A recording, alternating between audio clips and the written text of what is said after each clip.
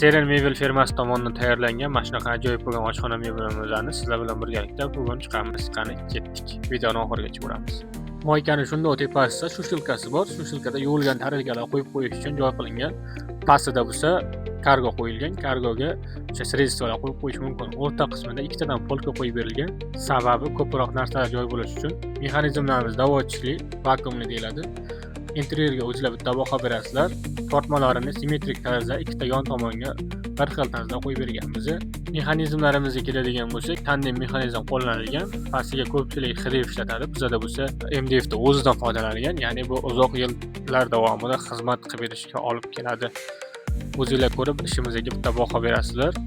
Oshxonamizni burchak qismiga joyda unumli foydalanish maqsadida mana shunaqangi joy qilib berganmiz. Pastki qismiga ham shunaqangi foydalanish uchun joy qilib berganmiz. O'zingizlar ko'rasizlar.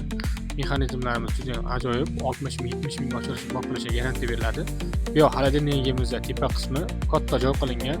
O'sha chuqurligi 60 bo'lgan. Bu yoq kotelimiz bor. Kotelimizga yopib berganmiz. Bu yoqda gazimiz bor. Gazimiz panel bo'ladi. O'zimiz o'rnatib beramiz. Semestitel va moykasiga alohida e'tibor beramiz. Bu Seren mebel jamoasi tomonidan bonus sifatida qo'shib berilgan. Gel qo'yish uchun ham joylarimiz bor. Tortmaga yopilishiga alohida bitta e'tibor beramiz. Pastki qismimizga ham e'tibor beramiz. Polkalar qo'yib berilgan ikki qatorli qilib. Bu yer antirsol qismi. Antirsolga nasosli mexanizmlardan qo'llanilgan. Ishimizga o'zingizlar bitta baho berib, bu videoni tanishlarimizga yuborib qo'yamiz. Ya'ni foydali bo'ladi degan umiddamiz. Shunaqangi ajoyib bo'lgan oshxona qildirmoqchi bo'lgan yoki mebel qildirmoqchi bo'lgan do'stlarimizga